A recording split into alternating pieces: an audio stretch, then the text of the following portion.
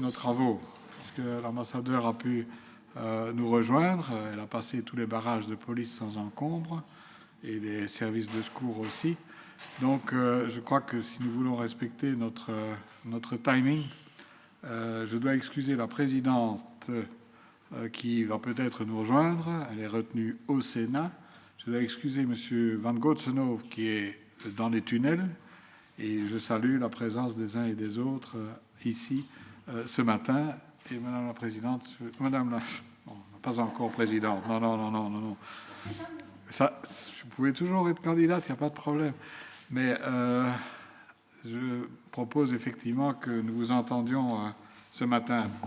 Pour rappel, j'avais souhaité effectivement qu'on puisse inviter l'ambassadeur de Suède à venir nous expliquer un peu les projets de la présidence suédoise. La demande avait été formulée largement avant l'entame de la présidence, mais nos procédures ont fait que c'est finalement après 2 mois, pratiquement 2 mois et demi, que l'on peut vous entendre. Donc c'est plus un état des lieux qu'un programme auquel vous allez sans doute nous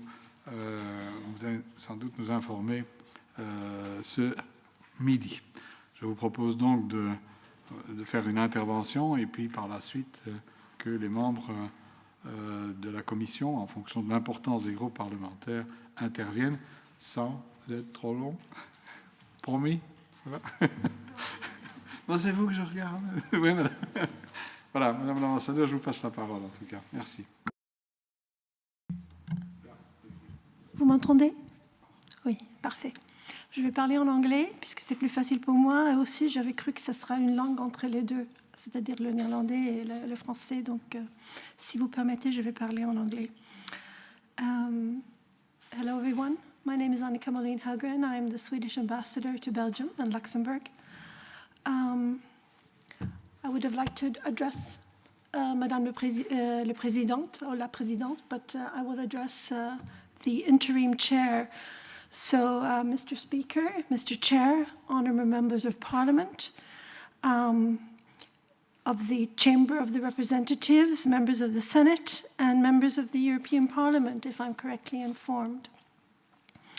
It is a true honour and privilege for me to be here this afternoon to present the priorities of the Swedish presidency of the European Council. And I would like to thank you for inviting me to speak on this matter in the heart of the Belgian democracy, one of many democratic arenas in this country, as I have come to learn.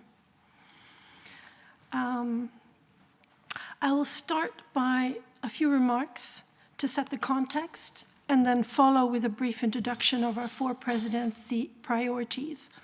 I suppose,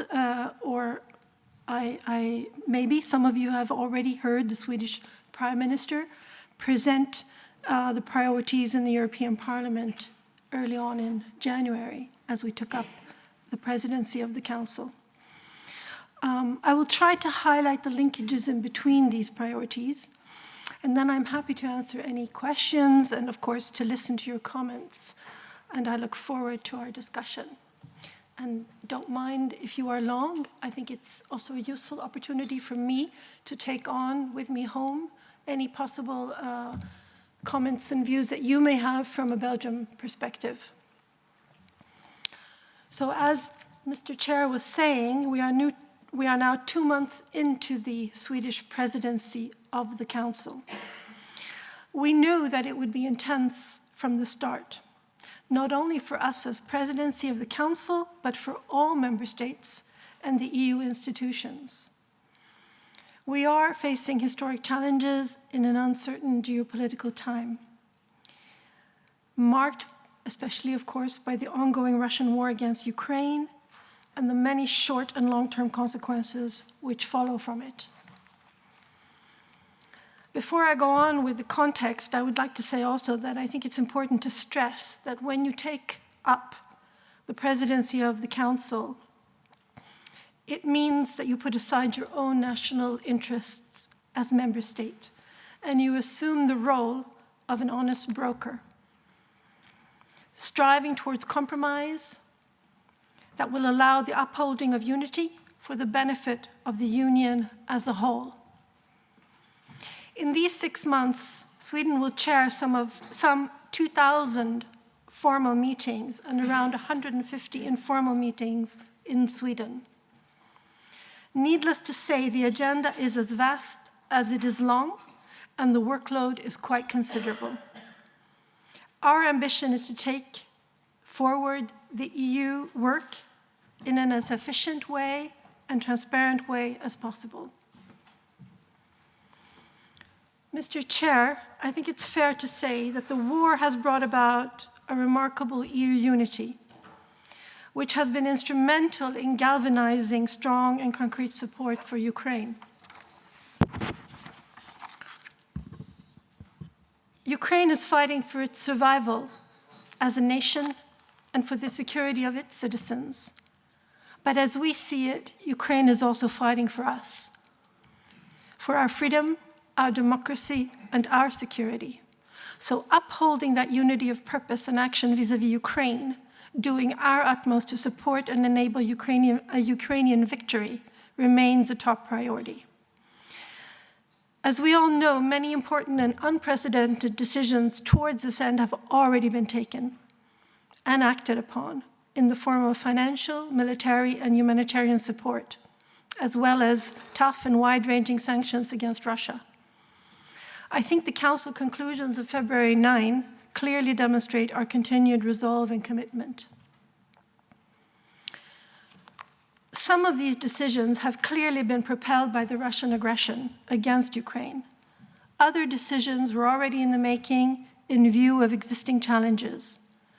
But definitely, our work has been sharpened and accelerated by a new sense of urgency. Vulnerabilities have become only too apparent, pointing to the need to further refine our definitions of security.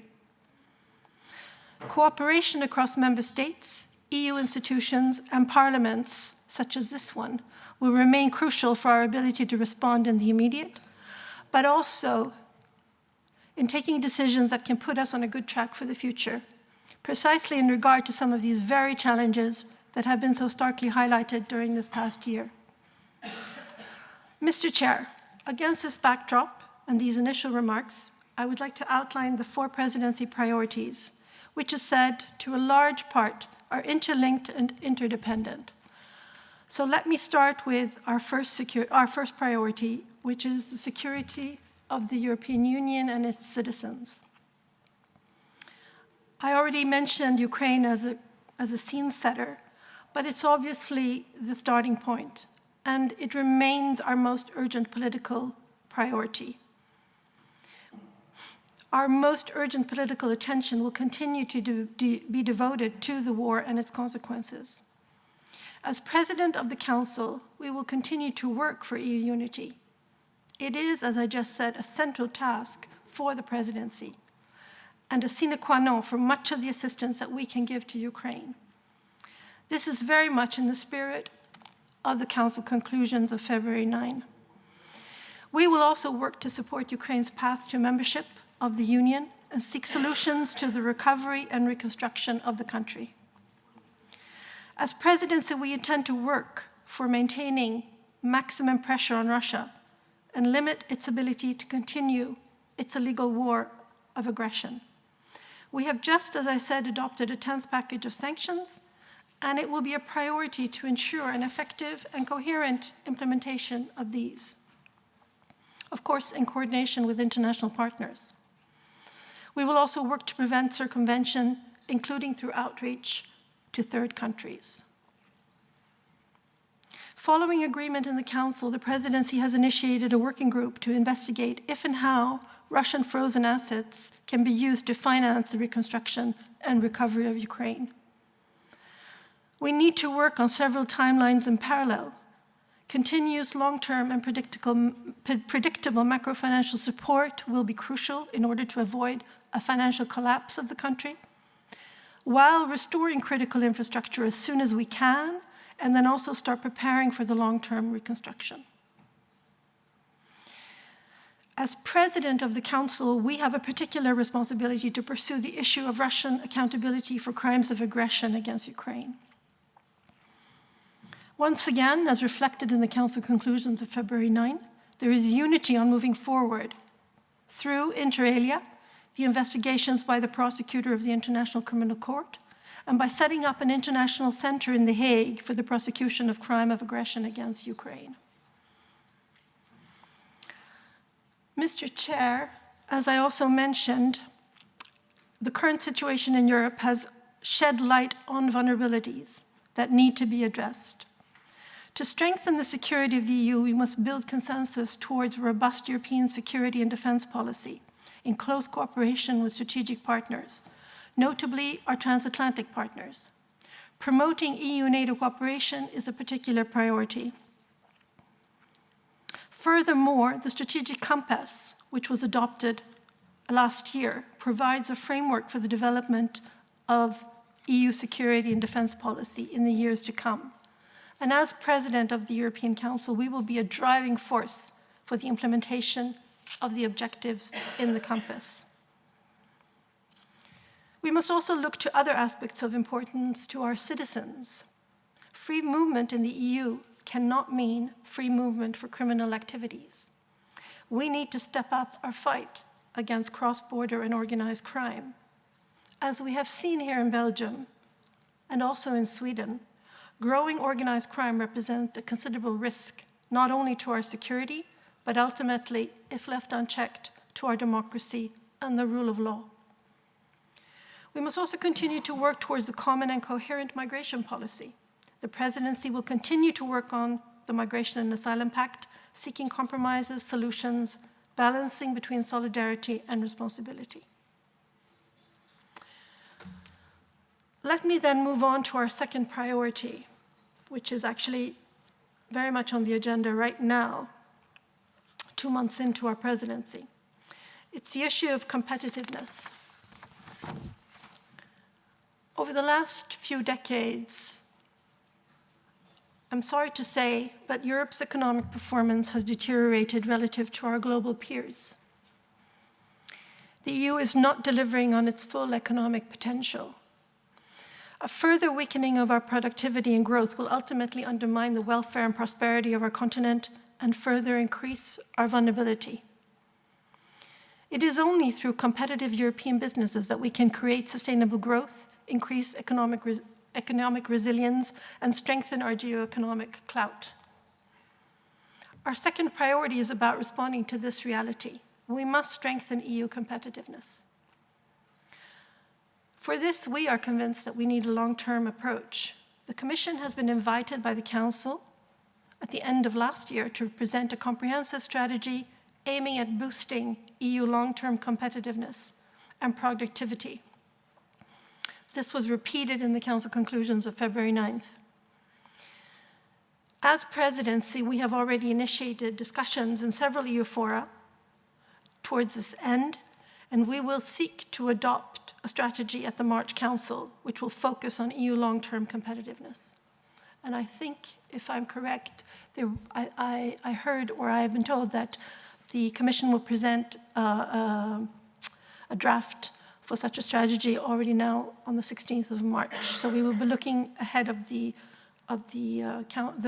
European Council for the 23rd and 24th of March. In this context, I would also like to note that the Swedish presidency marks the 30th anniversary of the single market. In our view, one of the biggest successes of the Union.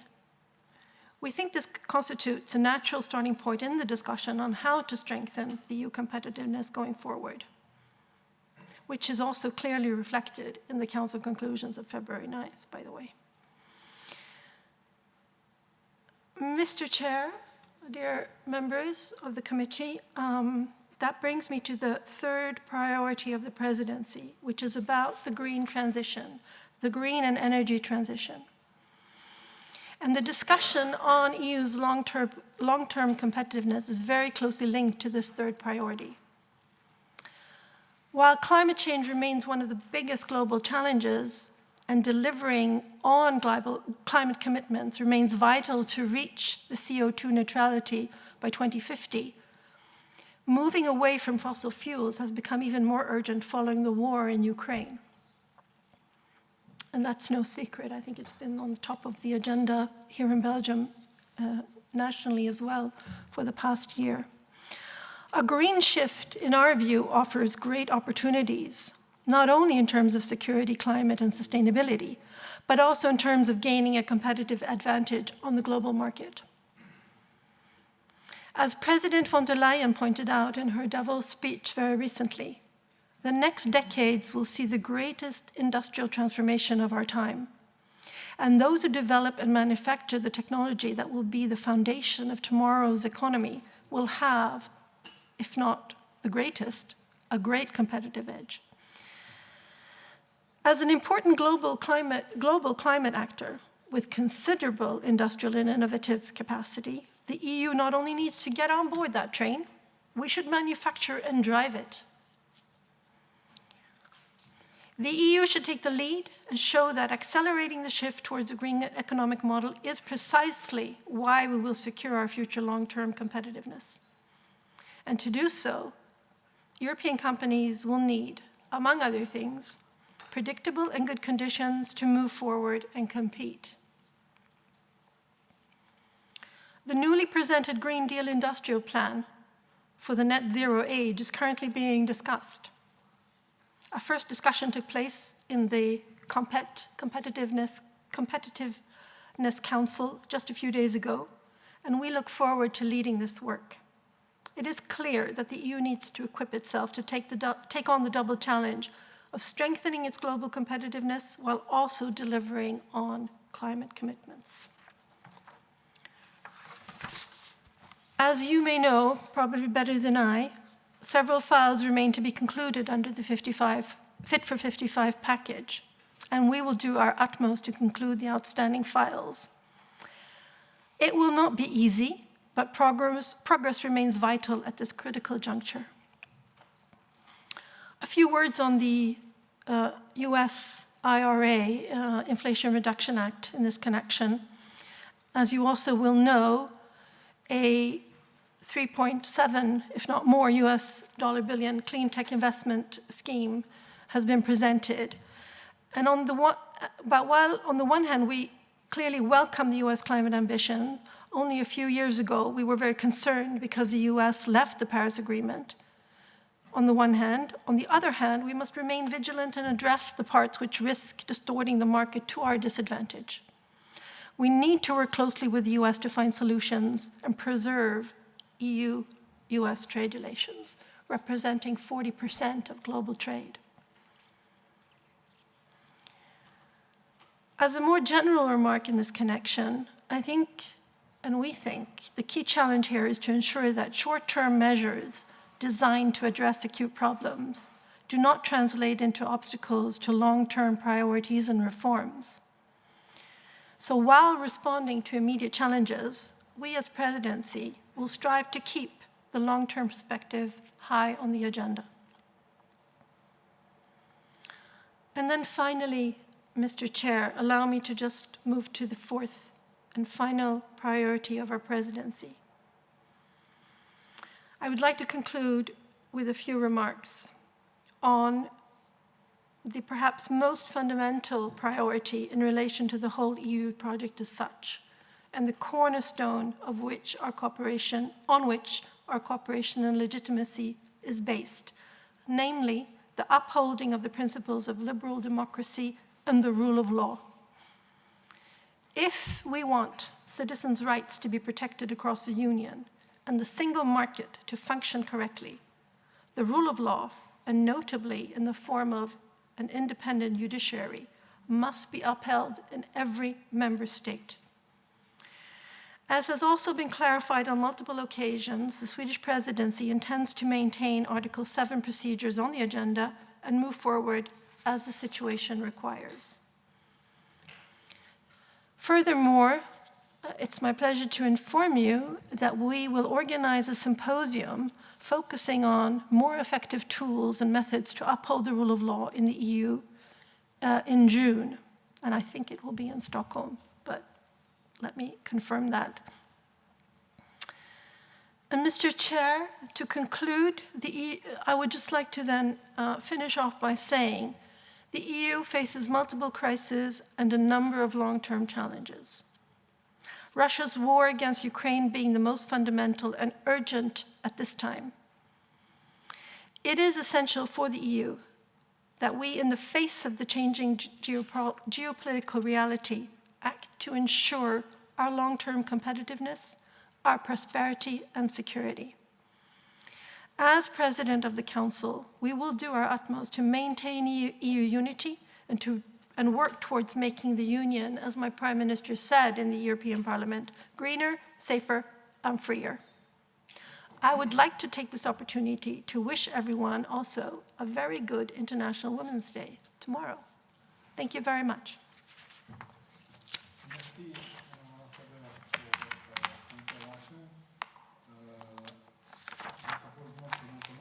que l'on octroie 5 minutes. Qu'est-ce qui se passe ici? Que l'on octroie 5 minutes par groupe. 5 minuten per fractie. Iedereen ermee akkoord? Yes, translation. Kanaal 3. Kanaal 3. I will see here. No. Let me just try to find the channel before we... Yes, I have it 3 in English. Thank you very much. Yes. Okay. Yes, I hear you perfectly. Okay. Thank you so much. Go. Thank you.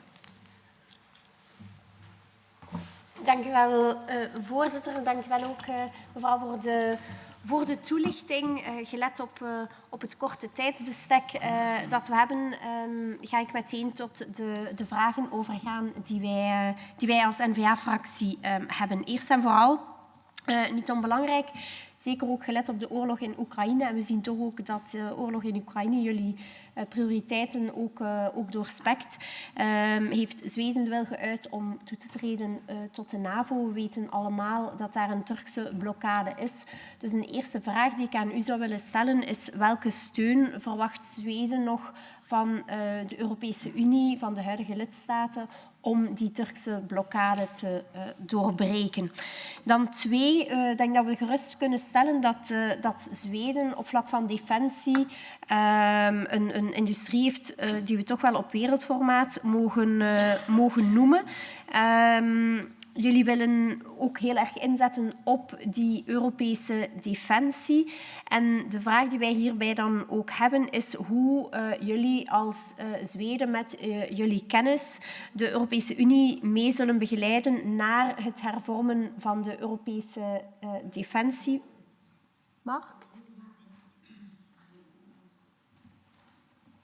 Oké, sorry, ik wist niet wat. Ik had het reeds over Oekraïne. Daar zal er een wederopbouwplatform komen voor Oekraïne. We weten nog niet hoe dat er zal uitzien en zo verder en zo voort. De vraag die wij hebben is wie volgens Zweden mee aan de tafel moet zitten als het over dat wederopbouwplatform gaat. U heeft het gehad over de interne markt. Misschien handel meer in het algemeen. Jullie zien wel een rol voor de Europese Unie in die wereldeconomie en terecht.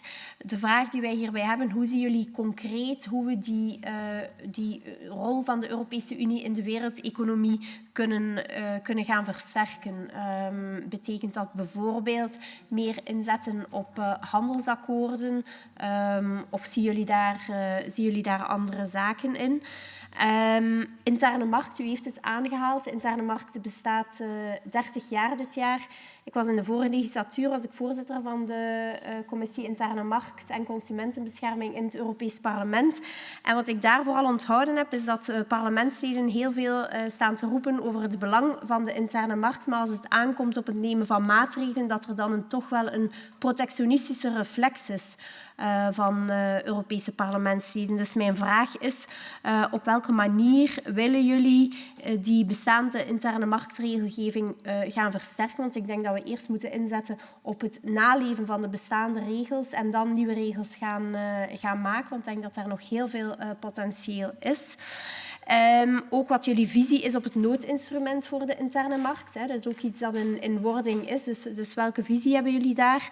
En dan tenslotte nog een vraag over migratie en dan nog een milieuvraag. Wat migratie betreft, wat zijn volgens jullie vandaag de belangrijkste uitdagingen, en dan bedoel ik op korte termijn vooral, die we moeten aanpakken in het Europees migratiebeleid?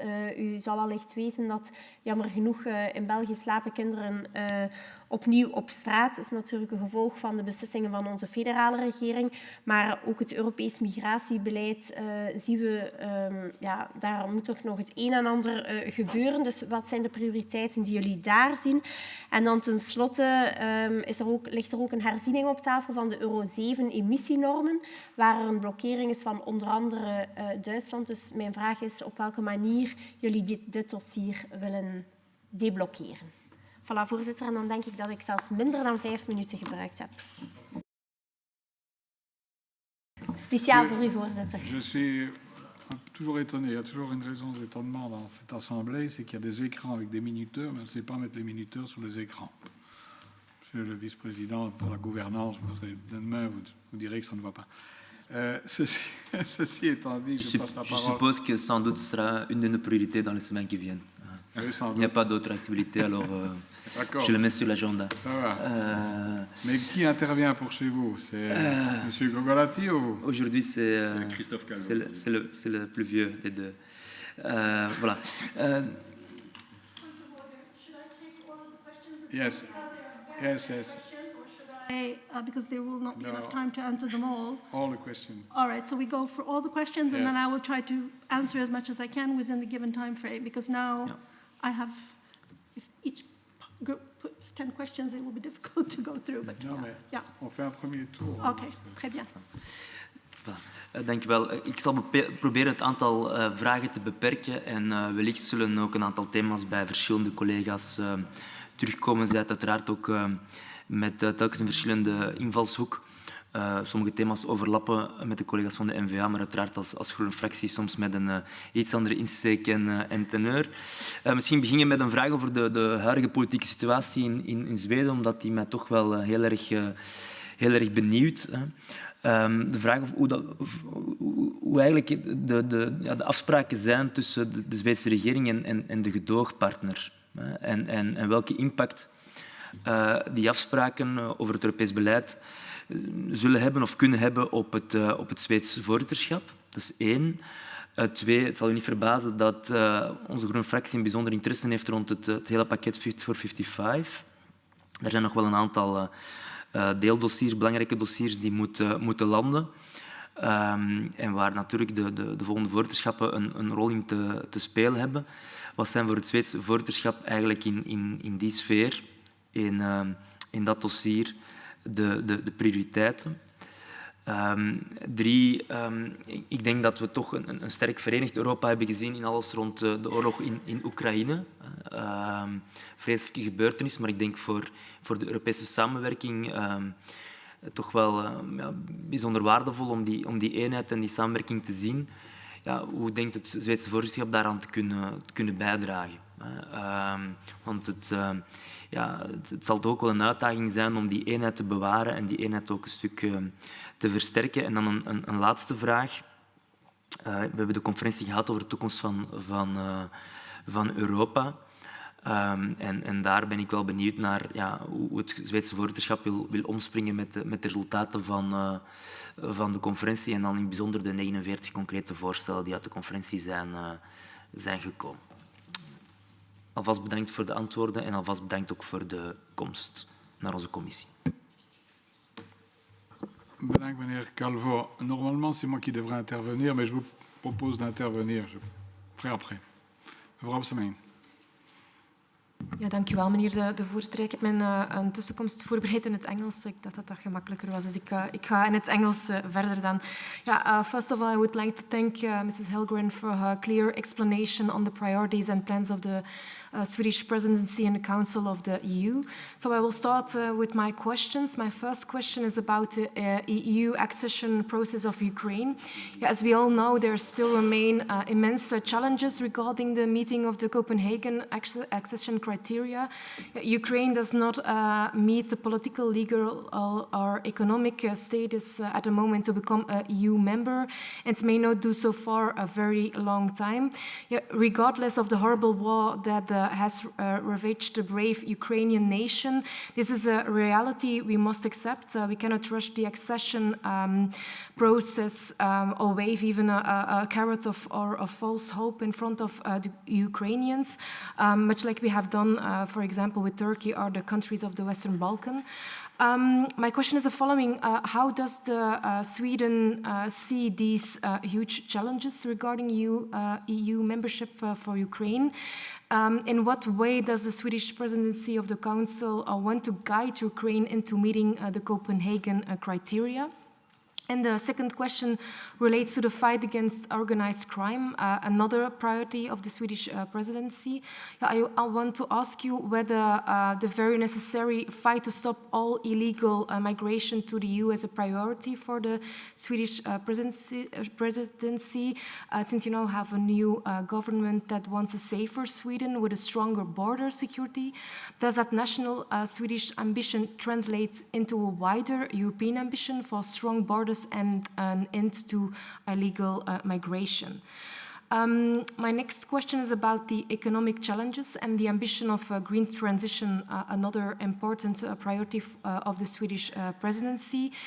You see the green transition as a way of tackling the energy inflation that has hit Europe since the war in Ukraine. Sweden sees the Fit for 55 plan as an important instrument to achieve this goal. However, following the war in Ukraine, lots of challenges arose regarding the implementation of the Green Deal and the Fit for 55 plan. At the beginning, the EU saw the war as an opportunity to quickly end fossil fuel dependency and transition to a fully renewable economy. But because of the sanction against Russian gas and oil, the energy prices have soared, of course, and we still needed fossil fuels for our energy supply, as renewable energy and nuclear alone are not enough. Even with new investments in clear and safe nuclear energy, fossil fuels will remain important in our energy mix for some time.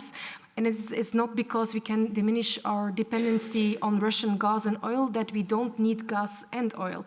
At the moment, we are only replacing Russian fossil fuels with fossil energy from America and the Middle East. Still, the Green Deal focuses a lot on investment in renewable energy and phasing out fossil fuels completely by taxing CO2 emissions. But this may drive energy prices even higher as investing in renewables remain expensive, and the industry will compensate the emission taxes by charging customers more for their products. At the moment, we are still relying on imports from the US and the Middle East, like I mentioned earlier.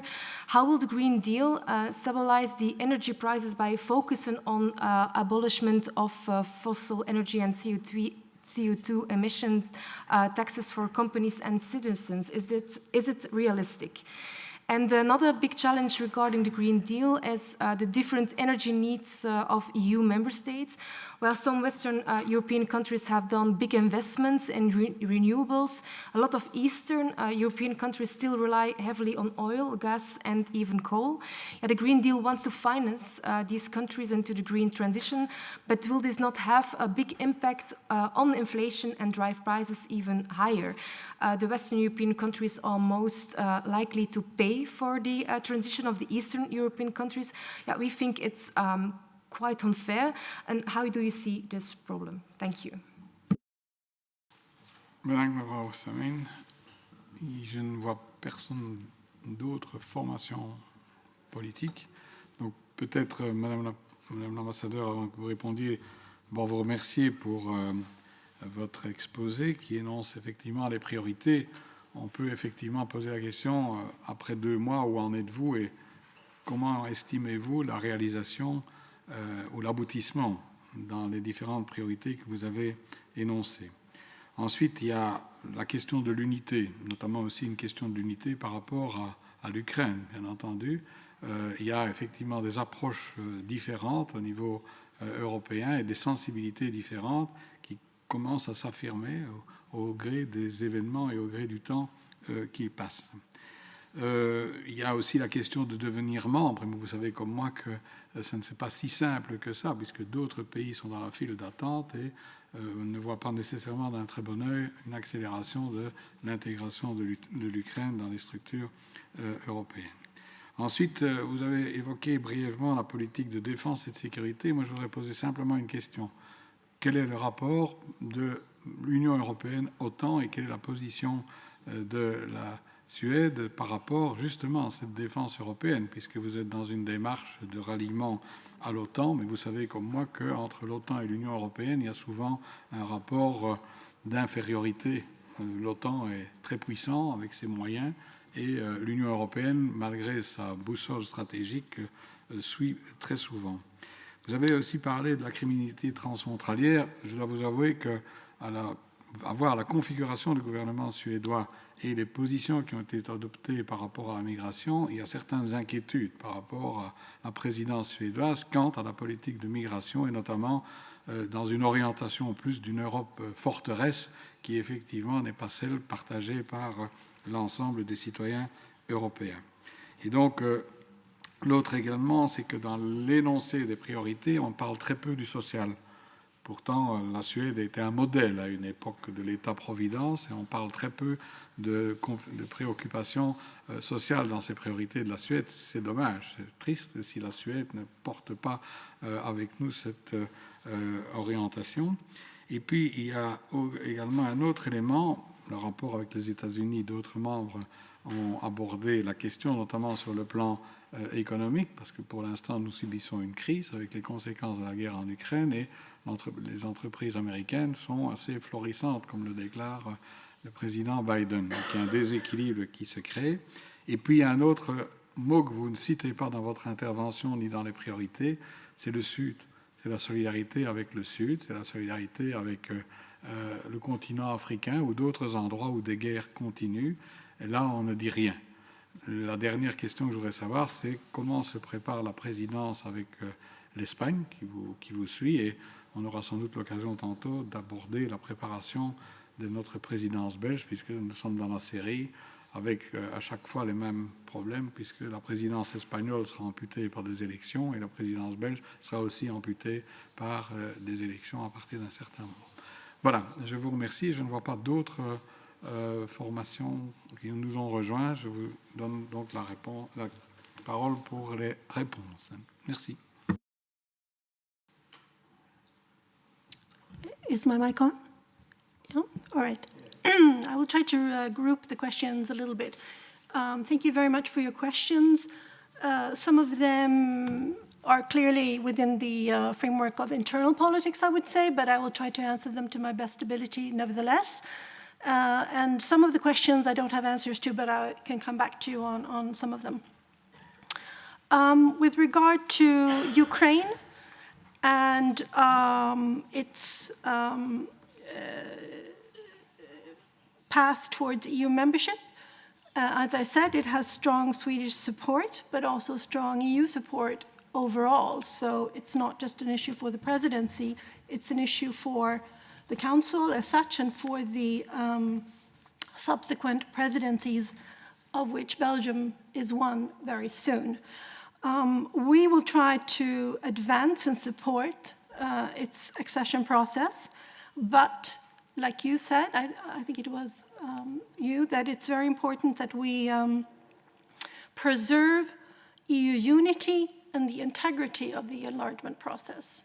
So no one is arguing for a shortcut here, and it's important that the process remains merit-based. And we look forward to the updates to this end that the Commission will be giving us during the spring and going forward. But I don't think we should underestimate how important this perspective is for Ukraine and for the other countries that are now taken on board. I think it was Bosnia and Herzegovina that was given the perspective of EU membership very recently. So I think the accession process and the continued reforms will be key in Ukraine's continued fight to win the peace. With regard to the reconstruction, I don't know exactly who will be sitting around the table, but we see, I mean, it will have to be an international effort, and we see the Commission, we see the G7 partners, we see the international finance institution, the IFIs, around the table, and coordinating in a reconstruction support. And this was also in line with the G7 announcement in December. So it will not be an EU approach solely. With regard to the defense industry, I really don't know. I will have to come back to you on what role, and I'm not in depth. I don't have in-depth knowledge of where we are on a reform of the defense industry or model in the EU, really. I think it's premature and would have to come back to you in that discussion. I think I had 2 questions on the single market and how we see that. Well, I think I was quite clear in my intervention, my first intervention. In our view, there is really no replacement for, I mean, a competitive, strong industry base in the EU. If we can compete on the global stage, I will go back to what I said.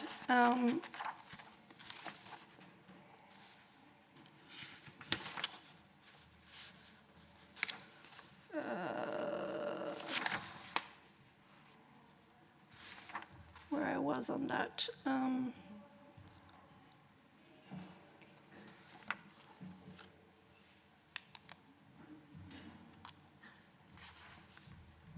Yeah. So, I mean, I just have to find my point there that I wanted to make. Yes.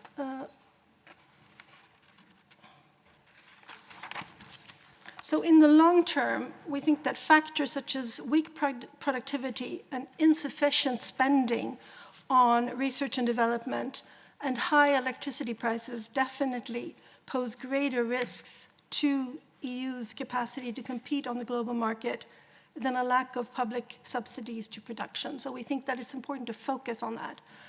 Having said that, and also within the framework of the discussion on the IRA and how to respond to it, and my Prime Minister said as much in the EU Parliament and prior to us acceding to the presidency of the Council, we cannot be naive. There are certain strategic areas which clearly the EU needs to look at and to support and going forward. So while competition is important, competition is not the same as a naive and a naivety of the current geopolitical and geoeconomic realities of the world. So I think that needs to be said as well. So I think, yeah, that's where I want to stop on that one. With regard to Turkish blockade, well, I really don't want to comment too much on that in this room. What I can say is that we are in negotiations with Turkey. We believe that we have fulfilled our part of the so-called Madrid agreement, and we continue to focus on our membership within the shortest possible time frame. The NATO membership is a top priority for our government. We believe we will be net contributors to NATO security, and we have also made commitments to ramp up our spending, and we will go for 2% of the GDP already in 2026. So I think that's important to note in that context. Yeah, there was also a question on the parliamentary. Let me just. Yeah, I will comment on that. The parliamentary situation in Sweden. I didn't quite understand the Green Party's question, but it was also then repeated by the chair. The Swedish priorities were agreed on last spring, prior to the change of government in Sweden, and it has broad parliamentary support in the Swedish parliament. So the ownership is broad, and these priorities would have been the same going forward. Of course, there is an agreement with the Swedish Democrats. I think Sweden has a strong democratic system. There is a three-party government with an agreement with the Swedish Democrats. It influences some parts of the presidency work, but ultimately, as I said initially, the presidency work is not so much about promoting national interests. It's about taking forward important EU work, and the chairs sitting in each and every one of those negotiations will act in order to take each and every negotiation forward in an efficient and transparent way. So I think that's important to stress in response to that question. With regard to the energy discussion, well, each country at national level has the right and the obligation to decide its own energy mix. And I think what the honourable member was referring to was very much the situation in Belgium. In Sweden, we have a different situation, and I think where we have not gone back to fossil fuel, rather the contrary. And we are now looking into investments, or new investments, I would say, because we never completely abandoned nuclear power, but the government is looking into new investments into nuclear power. So I think it's a matter for the national level to take the decisions with regard to the precise energy mix.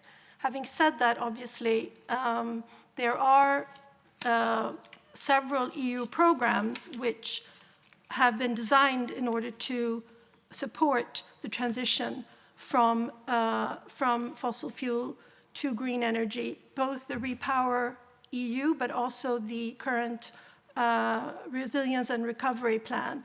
So there is money in the system which individual member states can access to.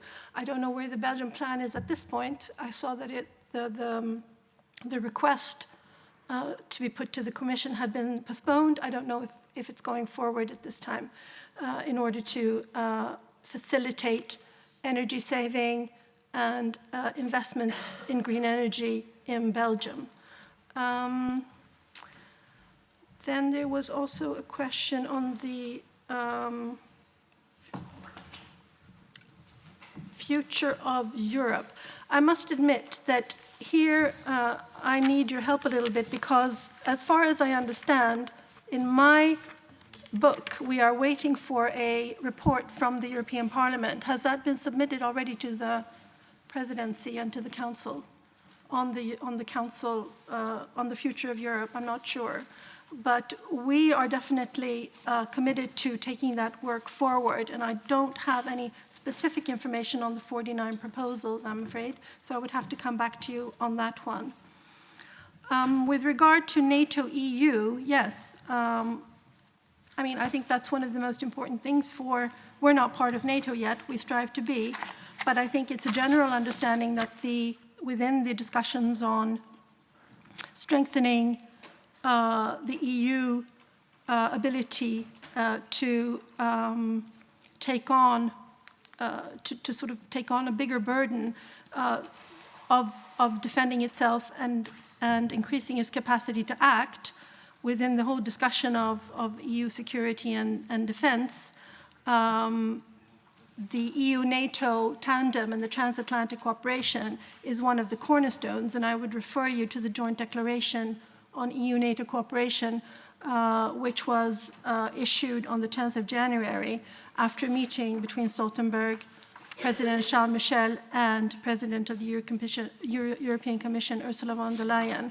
So that is a sort of standing cornerstone, which sort of the presidency doesn't have any specific ownership around.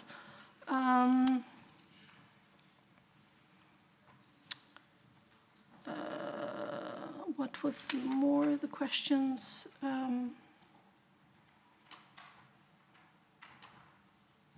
Yeah, I think I answered the issue on accession of Ukraine.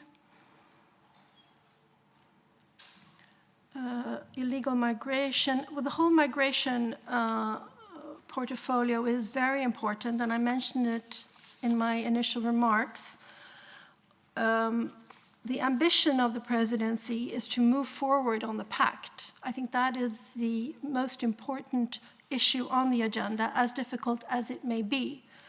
In the meantime, we are having several discussions in the different forums of the European Union, and there will be a Justice and Home Affairs meeting next week, I think it is.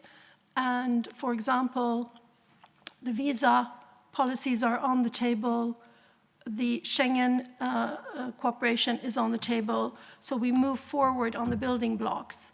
But at the same time, we will try to pursue the work undertaken and the progress that the French and Czech presidency managed to achieve. And we will work forward, as I said, towards an agreement on the pact. I think that is what we can do at this point. Let me just go and see if I had something else that I wanted to say on these dossiers and your questions.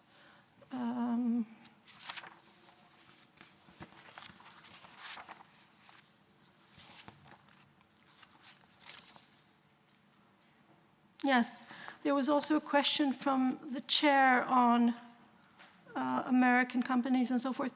I think my answer to that is yes, we will talk to the US, and Madame von der Leyen is on her way to have a meeting with the American side on the IRA and how to ensure that we have a fair and level playing field.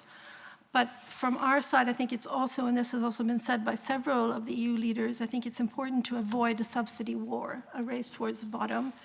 So I wanted to say that in this forum as well, that it's important that we avoid that because nobody will come winning out of it, and especially not vis-a-vis one of our biggest trading partners. Yeah, I think I'll stop there. I think I covered most of the questions, and please remind me if there was anyone that I did not raise here. Thank you very much, Madame. C'est le moment peut-être de poser l'une ou l'autre question complémentaire, donc en réaction à l'exposé. Mevrouw van Bossert, niks.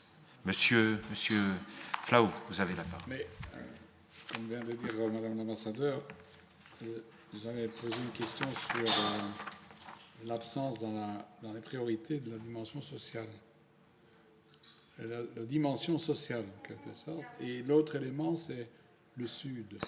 Le Sud, la yes. coopération All right. avec le Yes, Sud. thank you for reminding me. Sorry for that. Parce que je suis particulièrement inquiet quand on dit qu'on va poursuivre la recherche d'un accord sur le pacte migratoire à partir de l'expérience française et tchèque. On est dans une démarche d'Europe forteresse. With regard to this, well, we can't prioritize everything. These are four priorities of the presidency. I can't say any more than that. There are, and I'm not really in a position to sort of explain the rest of it because I don't know exactly what we're doing on the social side, but I'm sure that the work undertaken at this point will go forward. I mean, but these are the priorities of the Swedish presidency, and they are the four that I mentioned. With regard to EU remains one of the biggest donors in the world, and Sweden remains one of the biggest donors in the world. So I think with regard to development cooperation, and also I would like to say with regard to gender equality and the work on those issues remain on our agenda and will continue as planned. So there is no force, so there is no agenda to cut that at this time, even though it's not on the top of the list.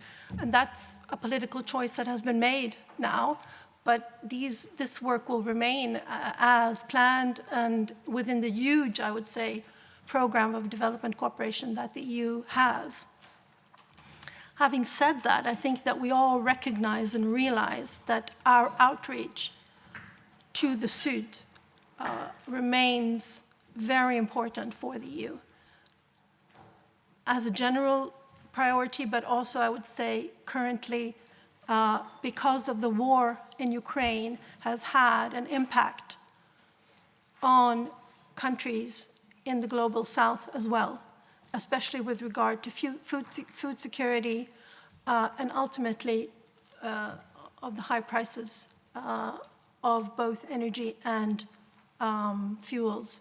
So I think that it's in our interest to maintain that dialogue, and we intend to do so.